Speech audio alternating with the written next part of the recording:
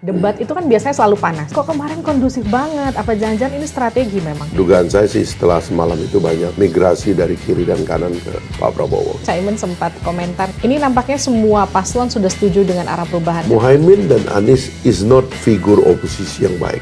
Yang paling parah memang Pak Ganjar sama Pak Mahfud ya. Tiba-tiba jadi oposisi last minute. Protes saya kepada Pak Anies, Mahfud, dia lupa bahwa ini adalah pertarungan antara partai politik. Harusnya dia bikin partai sendiri atau dia bergabung dengan partai yang ada. Sebab dengan cara seperti ini kan aku banyak bertanya kan, Anda sebenarnya berjuang untuk siapa? Macam untuk menjatuhkan Prabowo Gibran mulai dari gerakan 4 jari, kemudian ada juga sejumlah akademisi yang memprotes. Ini adalah motifnya karena akan kalah. Seberapa yakin Prabowo Gibran bakal menang satu putaran? 98%. Wow, tinggi Bang. Ya. Kalau 2 putaran, siapa akan ketemu siapa?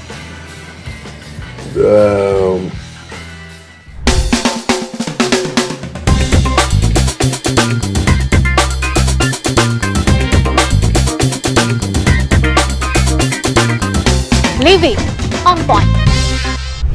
Hai, kembali lagi di Livy on Point. Saudara, seminggu jelang Pilpres dan juga pemilu, debat pamungkas sudah usai digelar. Dan kemudian ada 2 agenda besar yang harus dimenangkan orang di sebelah saya. Pertama, memenangkan Prabowo Gibran di Pilpres dan juga meloloskan Partai Gelora untuk pertama kalinya di kontestasi pemilu. Selamat datang Bang Fahri. Terima kasih saya diundang. Sudah datang di Livy on Point, terima kasih banyak. Bang Fahri, kemarin ngelihat debat pamungkas, gimana gambarannya? Cukup puas nggak? Saya kira sangat puas ya, dan kayaknya itu adalah penampilan terbaik Pak Prabowo juga ya, karena dia sangat tenang, dia address semua hal ya. Dan saya lihat itu pidato penutupnya itu pamungkas gitu. Jadi ada 3 bagian dari pidatonya. Itu pertama, minta maaf. Kedua, berterima kasih kepada yang berjasa, para pemimpin Indonesia. Dan yang ketiga, dia janji akan mempersatukan bangsa.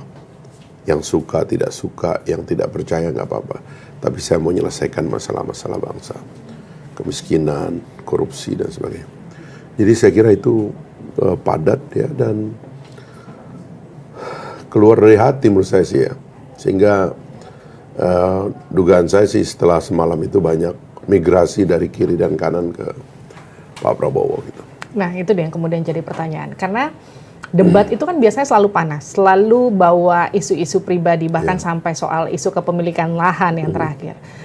Yang kemudian jadi pertanyaan, kok kemarin kondusif banget? Apa jangan-jangan ini strategi memang? Tapi sebenarnya sih memang harus jujur diakui bahwa dalam cara kita mengatur kontestasi pemilu ya, sebenarnya kita tidak terlalu mengatur bahwa ada konten yang akan secara permanen kita persoalkan.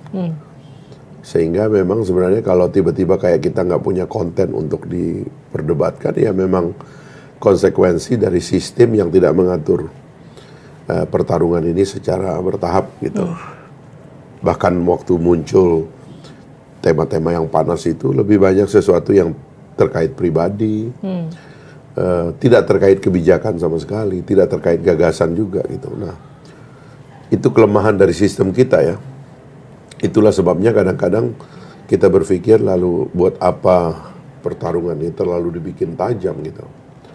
Saya kira message itulah yang ingin ditangkap juga oleh publik, bahwa ya terus elit kayak begini nih kan bertarungnya juga nggak serius kan gitu kan. Misalnya terus nanti bilang ya udah terus ngapain lama-lama, terus ngapain ini dibikin rumit gitu loh. Jadi ada yang begitu di masyarakat kita. Karena kemudian masyarakatnya juga ada yang beranggapan, nonton debat ini kayak nonton kerja sama kelompok. Karena yang satu bilang programnya A, saya setuju.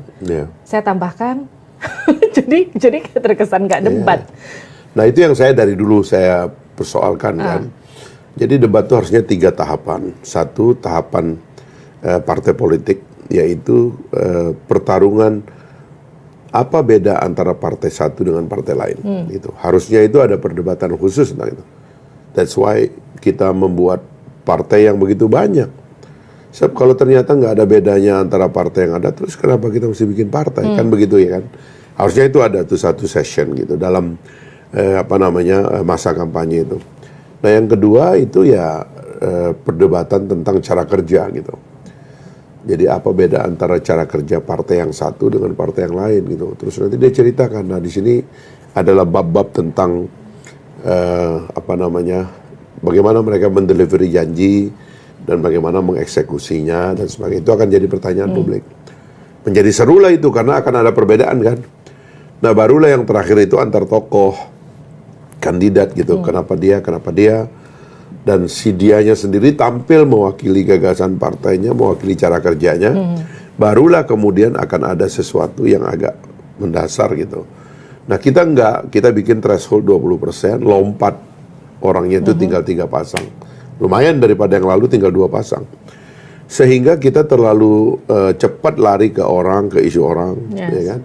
Jadi kita nggak tahu juga beda ideologinya apa antara orang-orang ini. Kita kan paling punya persepsi doang kan. Nah, tentu Pak Prabowo yang paling dapat untung akhirnya. Kenapa? Karena dia adalah kandidat paling populer, paling lama, tangganya paling banyak, rutenya menuju ke situ paling jelas, paling dikenal rakyat, paling dikenal elit, pendukungnya paling solid gitu. Karena kan dia naik tangga kan, bertahap gitu. Tapi kalau yang lain ini kan tiba-tiba dimunculkan di tengah jalan, sesuatu yang nggak jelas, gagasan nggak jelas.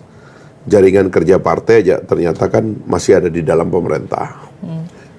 Menyerang pemerintah, saya di dalam. Kayak kesulitan Pak Mahfud kan terakhir kan. Dia nyerang bidang Polkam yang dia pimpin. Akhirnya kan bingung dan akhirnya mundur. Tapi udah telat. Nasi udah jadi bubur semuanya. Saya kira itulah penyebabnya kemudian Pak Prabowo sangat diuntungkan oleh situasi ini. Tapi kemarin kan Caimin sempat komentar di akhir debat ketika konvers, ini nampaknya semua paslon sudah setuju dengan arah perubahan karena sama-sama mengkritik soal pendidikan di Indonesia yang dianggap masih sangat semraut begitu. Hidup itu kan memang progresi ya, dan to some extent progresi itu kan adalah perubahan. Saya kan suka bilang bahkan telur suatu hari bisa berjalan karena dia jadi ayam kan begitu. Jadi kan itu hidup begitu. Cuman yang ditanya oleh orang misalnya perubahan. So, ada 3 persoalan tentang perubahan ini. Yang pertama, konsepnya apa sih sebenarnya? Apa yang kamu tolak dari yang sekarang? IKN kah? Kenapa nggak ada pernyataan, kami tolak IKN? Ya kan? Samar-samar. Kereta api cepat dan mega infrastructure, kami tolak. Misalnya, nggak ada juga. Apakah yang ditolak ini hilirisasi? Kami tolak hilirisasi. Kami akan hentikan hilirisasi. Kami akan terus menjual sumber daya alam seperti yang sudah-sudah. Karena ini adalah kontrak kita dengan negara asing gitu. Atau menolak makan siang gratis, memberi makan ibu. Kan semua juga setuju kan. So, what do you mean by change? Gitu loh, orang nanya begitu kan. Jadi konsepnya itu nggak jelas sebenarnya itu. Ini ada persoalan yang digugat karena tadi tidak pernah kita kontestasikan secara serius. Nah yang kedua itu, armada yang disebut pembaruan itu siapa? Ketika kita di belakang misalnya kasus Anies Baswedan Muhaimin, begitu dia tengok belakang dia bilang perubahan. Tapi Nasdem sama PKB masih di dalam. So waktu kita menyerang kabinet, yang kita serang ini diri kita sendiri. We are melukai diri sendiri pada dasarnya gitu loh. Sama juga dengan mengatakan bahwa sementara kita sendiri adalah bagian dari yang kita lawan gitu ya. Akhirnya publik melihatnya itu ambigu gitu. So armadanya juga nggak clear. Nah yang terakhir itu ya orangnya gitu. Muhaimin dan Anies is not figur oposisi yang baik gitu. Kenapa? Ya nggak pernah juga nampak oposisi kan. Oposisi itu kan ada posturnya. Sebenarnya postur itu lebih ada di Pak Prabowo. Karena dia hidup dalam tradisi oposisi yang lama sekali. Tapi karena 2019 dia bersama Pak Jokowi rekonsiliasi. Tapi posturnya, gesturnya, gayanya itu Pak Prabowo itu sebenarnya lebih cocok jadi oposisi gitu loh. Makanya kalau akhirnya isu ini diambil semua oleh Pak Prabowo gitu. Makanya kalau bilang kayak Pak Prabowo ya kan, kalau ngomong itu kan nggak bisa lagi kita biarkan aparat kita gajinya rendah dan sebagainya. itu artinya kan dia melakukan perubahan sesuatu. Nggak bisa lagi anak kita kurang gizi, yaitu dia melakukan perubahan, dia mau menghilangkan stunting. Jadi saya kira itu tadi ada banyak kelemahan di kiri dan kanan. Yang paling parah memang Pak Ganjar sama Pak Mahfud ya, karena dia tiba-tiba jadi oposisi last minute gitu, dan itu kesulitan ditangkap oleh publik gitu. Oke. Kemarin kan juga sempat ada pernyataan yang sempat dicecar, pernyataan Pak Prabowo yang sempat dicecar Pak Ganjar soal internet gratis untuk orang yang otaknya lamban begitu. Itu maksudnya gimana sih? Kan begini, orang membuat komparasi makan gratis, makan siang gratis atau internet gratis gitu.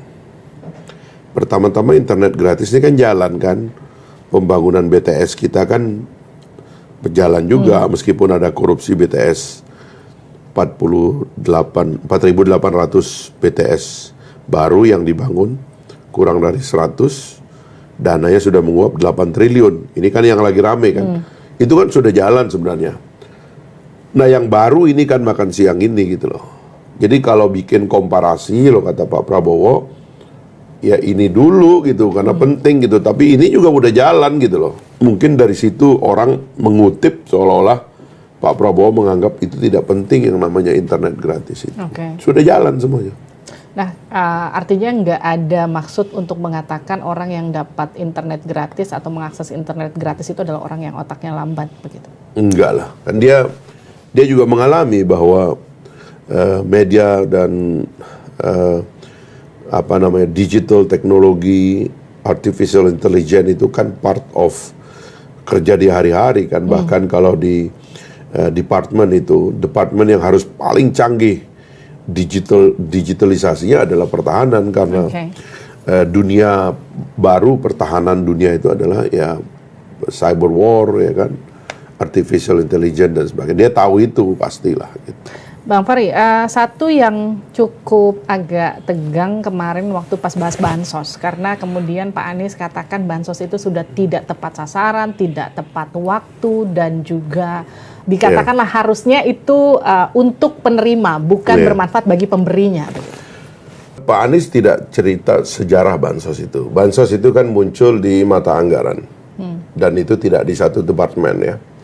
Jadi dipanggillah kementerian-kementerian itu ke Badan Anggaran DPR, hadirlah semua partai, lalu menyepakati, ini ada El Nino ya, BMKG gimana, lembaga-lembaga LIPI, BRIN dan sebagainya, benar nih ada, betul Pak, El Nino, 2 bulan ke depan atau apa, oke kalau gitu kita tetapkan ada bansos ya, setuju, diketok gitu. Nah, setelah diketok itu, semua partai setuju, bahkan biasanya semua partai juga ada titip-titip gitu. Apalagi partai yang punya kementerian terkait dengan peristiwa bansos itu. Kadang-kadang ada titip-titipnya juga gitu. Nah tapi setelah diketok kan kemudian waktunya, jumlahnya, alamatnya itu kan ditetapkan itu. Dan karena sudah ditetapkan, pemerintah tinggal menjalankan dan melaksanakan. Saya kira nggak ada yang salah karena itu udah diputuskan, udah dianggarkan begitu. Nah, tapi kan yang sempat disinggung Pak Anies adalah gimana cara Pak Jokowi atau gayanya yang bagi-bagi bansos di pinggir jalan. Jadi, kalau tadi saya sempat ingat-ingat lagi, tidak tepat guna, tidak tepat waktu, tidak tepat sasaran. Masalahnya, kebiasaan Pak Jokowi itu sudah dipuji 8 tahun. Lebih ya, 9 tahun ini gitu. Oleh semua pihak, termasuk oleh partai-partai pendukung beliau yang sekarang mendukung, Anies Baswedan juga. Yang kedua, yang beliau bagikan nggak seberapa kalau Pak Jokowinya ya. Beliau memang dari dulu saya lihat tuh di mobilnya itu selalu ada buku tulis ya, selalu ada baju gitu. Yang dia rasa masyarakat tuh kalau dia datang tuh dia selalu ingin menerima sesuatu lah gitu, karena ini presidennya datang dan sebagainya. Pak Jokowi sendiri ada perasaan bahwa dia ingin punya touch dengan yang hadir begitu. Nah itu udah biasa beliau lakukan gitu loh. Dan kemarin sih muncul gambar-gambar hoax yang misalnya pembagian di depan Istana Bogor itu kan menjelang Lebaran tahun lalu itu diungkap lagi. Jadi sebenarnya ini lebih banyak adalah dramatisasi menjelang pemilu ya, karena ada motif politik ya yang menyerang begitu. Saya kira kalau dari konsep dan desainnya itu diputuskan melalui lembaga pembuat undang-undang dan anggaran. Bang Fahri gini, Bang Fahri dulu itu kan dianggap oposisi banget ya. Sekarang gabung sama Pak Prabowo yang notabene itu secara tidak langsung didukung oleh pemerintah, lewat Pak Jokowi ya misalnya. Nggak terkesan ngelap-ngelap kekurangan pemerintah, Bang? Ada dua persoalan di situ. Pertama, saya bukan akademisi. Saya adalah politisi. Perbedaannya, akademisi tidak harus berafiliasi dalam pertarungan politik. While politisi dia harus berafiliasi dalam satu pertarungan politik. Ada giumnya banyak kan. Ya, the enemy of my friend is my enemy. Friend of my friend is my friend, ya kan? Dan seterusnya lah begitu. Kira-kira dalam politik begitu, dalam perang kira-kira begitu. Nah, pemilu itu juga demikian gitu. Sehingga kalau saya mengambil posisi membela Pak Prabowo dan Pak Jokowi membela Pak Prabowo karena kita mendesain rekonsiliasi dari tahun 2019. So we are in the same group. Masa saya harus bertengkar dengan anggota grup saya? Kan tidak boleh dong, kan begitu. Jadi, nah tetapi bahwa saya melihat Pak Prabowo sebagai sosok yang juga tidak buta dengan kemungkinan melakukan perbaikan-perbaikan. Justru saya mendukung Pak Prabowo secara konsisten sejak pemilu 2014, saya kira itulah sebabnya gitu loh, karena beliaunya konsisten gitu. Jadi itu mungkin juga kenapa tangannya politisi itu selalu nampak lebih kotor daripada akademisi. Saya kira sama juga dalam perang kan, saya sering bilang kan, bahkan di dalam agama itu pemimpin agama itu berperang. Gitu. Artinya tangannya kotor kan, dalam perspektif itu kita sebut kotor. Padahal makanya kalau kita lihat politik sebagai satu yang mulia, jangan dilihat ini kotor dong. Saya lagi membela aliansi saya. Kenapa itu disebut kotor? It's my war, gitu kan? Kami harus bersatu dong. Masa ada orang perang kayak begitu di dalam satu barisan tapi saling tembak, wah kan ngaco itu, ya kan? Dia yang salah dong. Bang Fahri gini, Anda kan dulu di 2017 tuh terlihat akrab banget sama Pak Anies kan. Sekarang Anda memilih barisannya bareng sama Pak Prabowo, di mana ada Pak Anies juga di situ, jadi lawannya Pak Prabowo. Kenapa kemudian milih Pak Prabowo bukannya sama Pak Anies? Saya ini terlalu kenal ya. Anies saya kenal dari tahun 96 lah ya. Saya suka di acara mahasiswa bareng gitu, karena dia di UGM, saya di UI gitu. Lagi masa-masa pergerakan, cuman menjelang reformasi dia pergi sekolah ke Amerika, saya masih di lapangan gitu.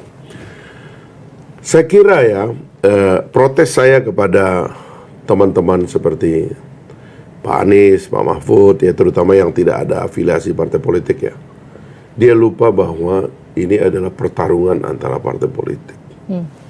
Sehingga kadang-kadang harus ada semacam kerendahan hati untuk melihat bahwa para pimpinan partai politik itu punya posisi yang harus dihormati gitu. Ya kayak misalnya Anies kepada Pak Prabowo, kalau saya ya harusnya beliau mengatakan bahwa Pak, saya di belakang Bapak dan saya bertarung bersama Bapak. Atau dia bikin partai sendiri, atau dia bergabung dengan partai yang ada. Ya saya sendiri bikin partai ya, dan mungkin itu jauh akan kelihatan dia menghargai situasi ini gitu. Sebab dengan cara seperti ini kan aku jadi banyak bertanya kan, Anda sebenarnya berjuang untuk siapa? Ini kan karena ada partai-partai di belakang dia kan yang juga punya motif tertentu mengambil dia kan. Karena nggak ada lagi yang bisa ngelawan Pak Prabowo, ya dia cari orang, dan kebetulan itu punya kotel efek, menyelamatkan partai orang dan sebagainya. Ya menurut saya itu resiko yang akhirnya dia harus tanggung gitu. Saya nggak mau ngambil resiko itu, dan saya nggak mau bertarung di belakang situasi seperti itu. Kurang enak buat saya gitu loh. Ini ada orang Pak Prabowo menyusun tangga pertarungannya itu perlahan-lahan. Saya kira dia lebih mungkin untuk selain dia mungkin untuk menang, tapi dia juga konsisten dengan jalannya gitu loh. Meskipun rekam jejak Anda bersama Pak Anies lebih panjang dibanding sama Pak Prabowo. Lebih banyak sama Pak Prabowo.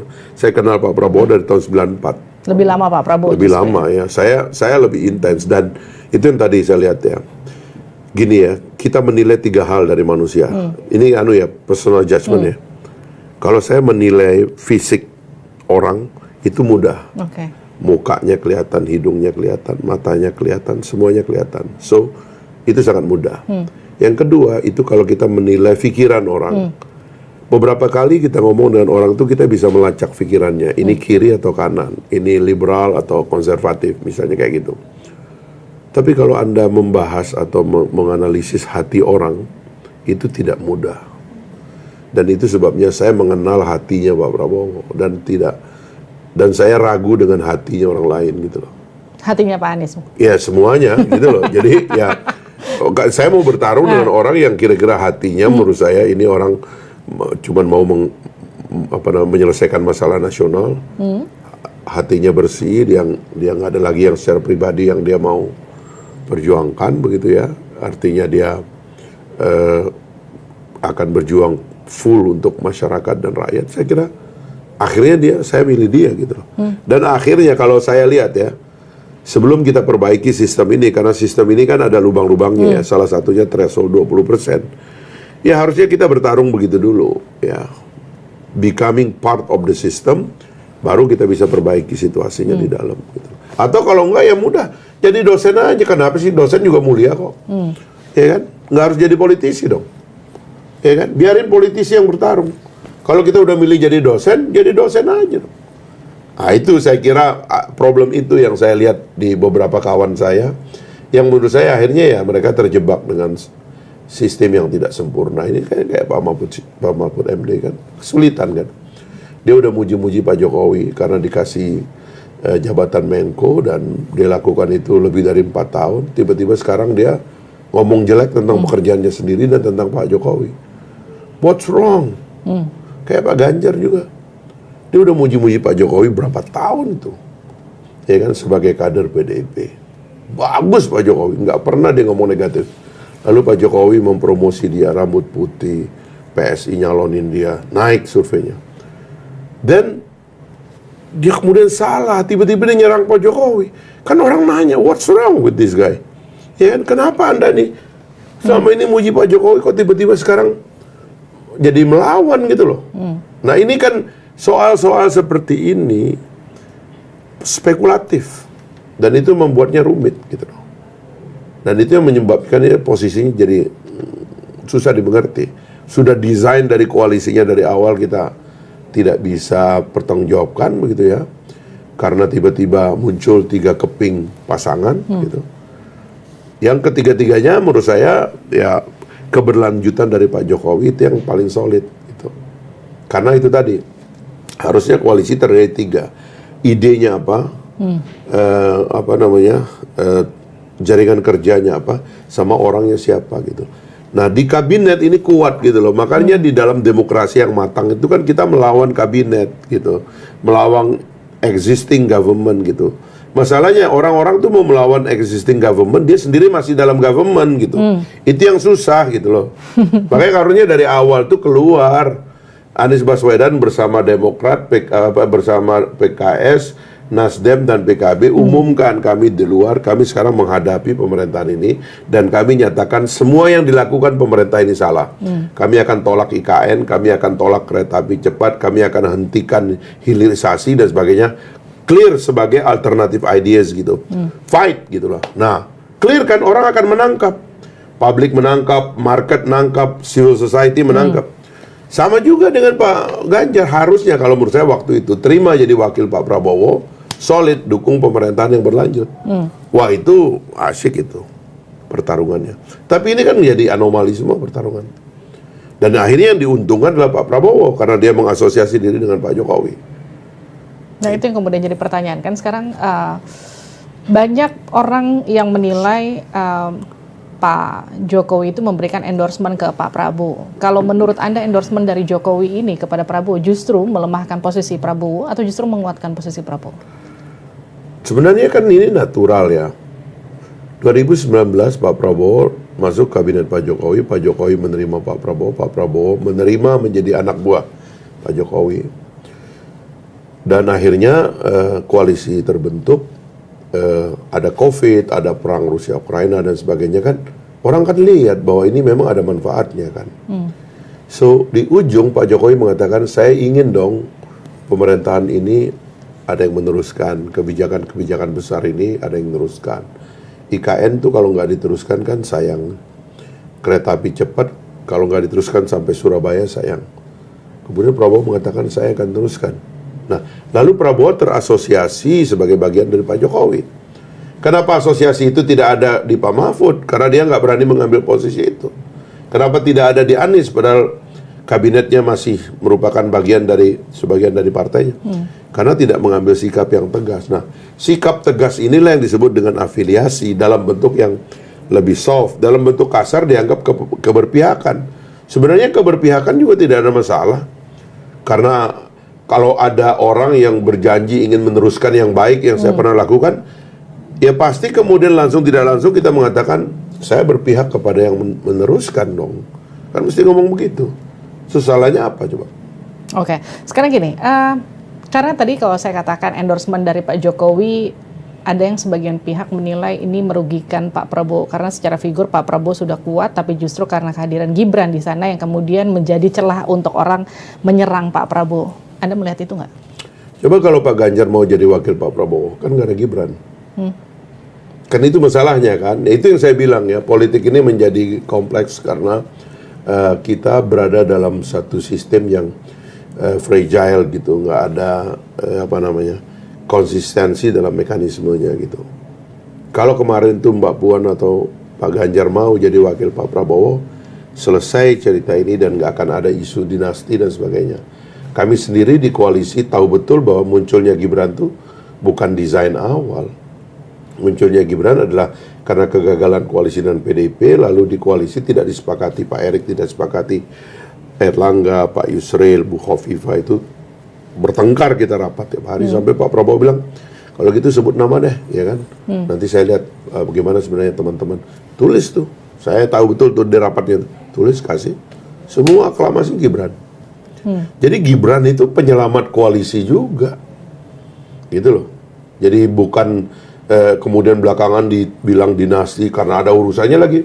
Pak Anwar Usman kawin sama adiknya Pak Jokowi. Pak Anwar kan kawin sama adiknya Pak Jokowi kan sebelum ada cerita ini semua. Jadi dan dia jadi ketua MK juga bukan karena Pak Jokowi kan. Jadi kalau dibilang Gibran itu didesain sejak awal untuk mendampingi Prabowo kan? Enggak begitu. Tapi itu situasi yang akhirnya terjadi. Makanya waktu si Almas itu menggugat begitu, ya memang itu natural. Karena nggak ada transaksi keuangan apapun dengan Mas Gibran dan dengan TKN, nggak ada. Itu memang natural, ada orang melakukan gugatan, ada anak muda yang mengajukan tambahan gugatan, ya terjadilah gitu. Jadi kita ini akhirnya kan di musim pemilu ini terpaksa sakwa sangka ini kita perbanyak gitu. Dan menurut saya itu yang membuat juga pemilu ini jadi nggak terlalu sehat begitu ya. Tapi ya tetap aja itu nggak bisa dihindari. Dan apapun akhirnya yang untung, sekali lagi ya, akhirnya yang untung adalah Pak Prabowo dan Mas Gibran gitu. Karena dia seperti dikeroyok ya kan, dia dianggap salah terus padahal yang dia lakukan itu ya satu yang natural aja gitu. Gini, kalau tadi saya tanyakan soal posisi Pak Jokowi yang mungkin saja dianggap justru merugikan Pak Prabowo, Gibran itu justru menguatkan atau justru merugikan untuk ada di samping Pak Prabowo? Dan tiba-tiba Gibran tuh mewakili demographic bonus, mewakili pemilih pemula dan milenial Gen Z yang jumlahnya itu hampir 60% daripada pemilih. Itu juga kita kan nggak tahu itu tiba-tiba kaum muda itu merasa dia punya pemimpin yang mewakilinya. Dan surveinya mengatakan demikian. Tiba-tiba ada antusiasme di kalangan muda ini melihat Mas Gibran gitu loh. Itu kan luar biasa dong. Jadi kita juga nggak tahu kan itu tiba-tiba itu yang jadi kenyataan. Bagaimana kalau misalnya saking dominannya serangan tentang dinasti tiba-tiba milenial Gen Z-nya nggak suka. Ternyata tidak. Dia melihat, oh benar nih ada anak muda memberikan pintu bagi kami yang muda-muda untuk suatu hari juga memimpin Republik. Menurut saya bahkan itu bisa dibilang sebagai kebangkitan kaum muda dong. Ada simbolnya gitu loh. Ambil positifnya aja gitu, kenapa masalahnya? Tapi kalau dengan pernyataan orang-orang yang menyatakan Gibran itu anak haram konstitusi itu gimana Bang? Iya, haramnya di mana? Satu aja pertanyaan yang mereka nggak bisa jawab. Apa betul apa ini perubahan konstitusi? Kan tidak. Ini perubahan undang-undang. Apa betul undang-undang tidak bisa diubah? Bisa. Tiap hari juga undang-undang di judicial review sama orang. Apakah betul aturan pemilu tentang umur nggak pernah berubah? Berubah tiap hari. Semua syarat tentang pemilu itu berubah, baik di DPR maupun di MK. Loh sekarang kalau semuanya bisa berubah, terus kenapa dibilang haram? Ya kan? Haram itu kan artinya kan mengubah sesuatu yang nggak bisa berubah. Berubah kok. Gitu. Nah yang begini-begini nih saya nggak ngerti ya. Kita kan terpaksa kemudian teman-teman mendramatisasi yang begini-begini gitu. Padahal itu nggak sampai kepada tujuannya. Nah, Bang Fahri, sekarang kan gini, DKPP itu baru aja ngeluarin keputusan ketua KPU tuh dianggap melanggar aturan karena akhirnya meloloskan Gibran jadi cawapres. Itu gimana, Bang? Tapi DKPP juga barusan membuat pernyataan itu tidak ada hubungannya dengan majunya Gibran sebagai calon wakil presiden. Kan saya belum baca ya, tapi DKPP barusan mengatakan itu nggak ada hubungannya dengan terpilihnya Gibran. Itu yang saya bilang, ini situasi ini terpaksa membuat kita mengambil satu spot untuk bertarung yang paling panas, yang paling heboh tentunya dengan harapan bahwa itu akan menguntungkan kita atau merugikan lawan begitu. Tapi ternyata publik nggak melihat itu yang menjadi persoalan. Ini ada masalah yang kita nggak desain secara baik dari awal dan itu akhirnya semuanya menguntungkan Pak Prabowo dan Mas Gibran gitu. Tapi Bang Fahri, tantangan di 2024 sama 2019 kemarin lebih seru mana? Saya kira 2014-2019 itu lebih tegang karena cuma dua dan polarisasinya sangat kuat. Sekarang ini sudah agak terpecah meskipun ada dua persoalan. Yang pertama, keinginan dari terutama kita di tim Pak Prabowo supaya ini sekali saja. Karena kita lihat trennya itu masyarakat ke tengah gitu ya untuk milih Pak Prabowo Mas Gibran nomor 2. Itu berhadapan dengan masalah kedua bahwa 01 dan 03 juga nggak mau cepat-cepat kalah gitu. Jadi itulah ketegangan yang sedikit masih ada di lapangan sekarang ini. Yang lain saya kira lebih ringan dari 2014-2019. Tapi dari hasil survei mungkin Bang, satu putaran? Saya kira semua poster besar sekarang sudah bilang di atas 50. Jadi saya kira tinggal persyaratan elektoralnya aja. Dan kalau dilihat survei yang ada itu sudah di atas 20 provinsi ya yang Pak Prabowo dan Mas Gibran menang gitu. Saya kira sangat memungkinkan itu. Bang Fahri, kan Anda juga sempat ngomong partai-partainya Anies Imin itu udah lempar anduk. Itu maksudnya gimana, Bang? Saya nggak tahu ya, banyak isu sih ya. Banyak yang mana nih? Ya, ini kesalahan desain menurut saya. Sehingga mereka juga tahu dalam pertarungan ini mereka banyak yang gagal di desain dari awal. Sehingga partai-partai juga saya baca banyak yang tinggal menyelamatkan diri. Antara tim sukses dengan partainya ada banyak perbedaan pendapat ya. Dan saya kira mulai sulit lah dipertahankan gitu. Saya nggak tahu, orang lagi merumorkan kenapa debat terakhir Nasdem nggak ada misalnya, kayak gitu-gitulah. Orang lagi rame sekarang. Jadi ya sesuatu yang tidak terlalu didesain secara matang memang bisa gampang diacak-acak di tengah jalan. Dan saya kira itu kesulitan dari 01 dan 03 sekarang karena tidak mendesain ini dari awal secara serius. Sementara Pak Prabowo itu sudah mendesain dan merencanakan dia menjadi presiden itu udah lama gitu. Sehingga pasti lebih matang semua pertimbangan dan perhitungannya. Bang Fahri, tapi kan makin kesini tuh gerakan macam-macam untuk menjatuhkan Prabowo Gibran, mulai dari gerakan 4 jari sampai kemudian ada juga sejumlah akademisi yang memprotes begitu. Gimana tuh, Bang? Kan kita ini juga pemain, jadi kita tahu juga ini sohib-sohib kita ini sebenarnya maunya apa gitu. Jadi siapa yang main, Bang? Ya ini kawan-kawan yang terafiliasi dengan proses politik ya, jadi tidak ada yang murni lah.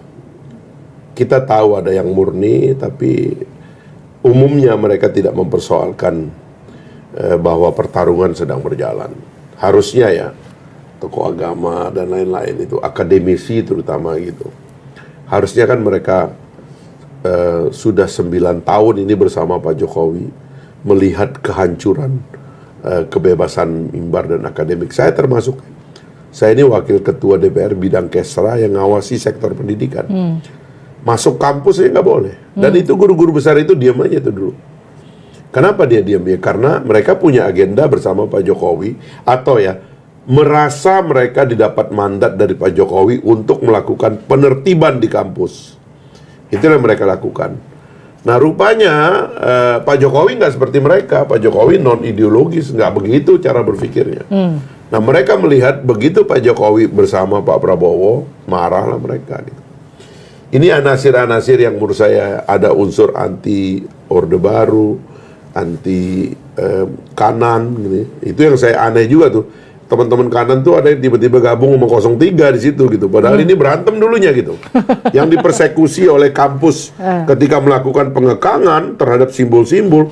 Oh mengerikan dulu itu. Ini kelompok-kelompok ini orang pakai kerudung apa segala macam ditandain nih oleh mereka-mereka ini. Sekarang tiba-tiba kok bisa gabung. Menurut saya itu motifnya sama dengan salam 4 jari dan sebagainya. Ini adalah motifnya karena akan kalah. Asal bukan Gibran tuh Bang, gimana tuh Bang? Asal bukan Prabowo Gibran lah. Itu yang mereka takutkan. Gitu. Dan itu nggak jadi satu kekhawatiran bagi 02? Ini kan gini, mahasiswa sekarang cara berpikirnya beda. Mahasiswa berpikirnya apapun kelompokmu, sejauh Anda bisa mendelivery kesejahteraan sosial, mendelivery anti korupsi dan sebagainya, ya kita dukung. Jadi politik aliran lama itu di gerakan mahasiswa sudah nggak terbeli gitu. Itu sebabnya juga ini gerakan nggak didukung mahasiswa.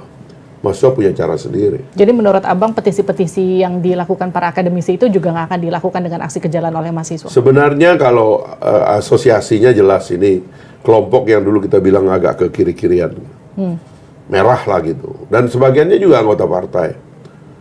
Jadi udahlah, kita kan tahu sama tahu kan kira-kira umur saya dengan yang umurnya setengah dari para guru besar itu kan teman-teman saya semua.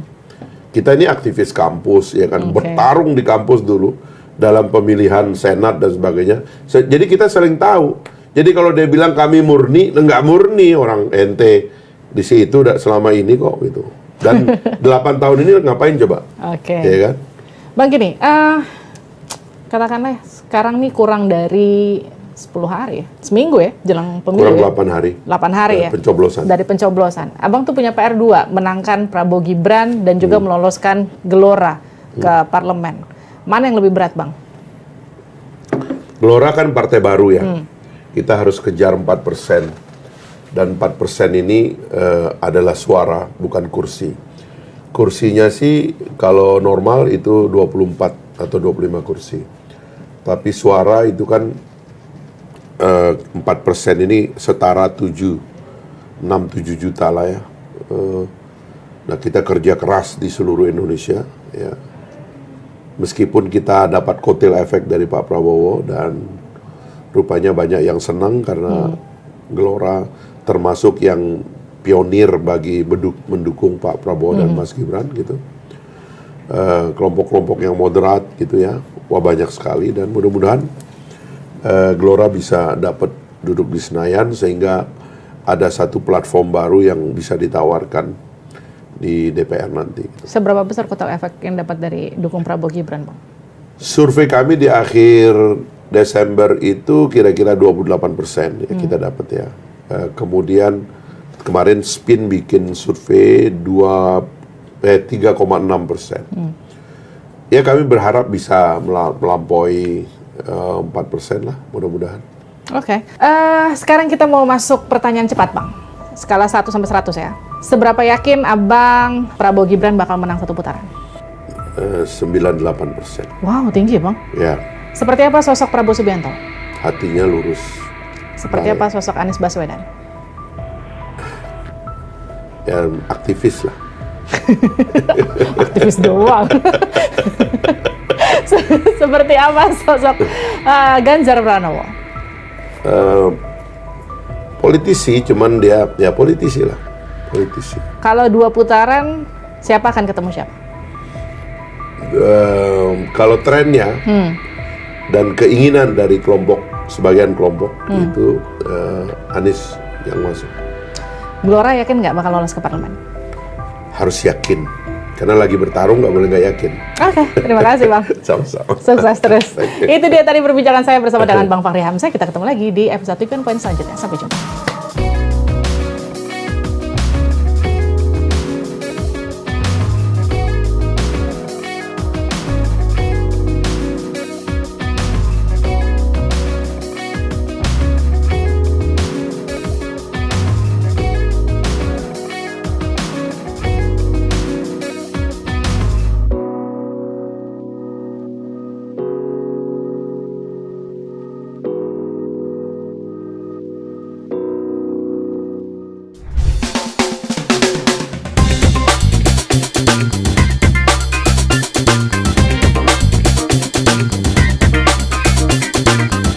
Living on Point.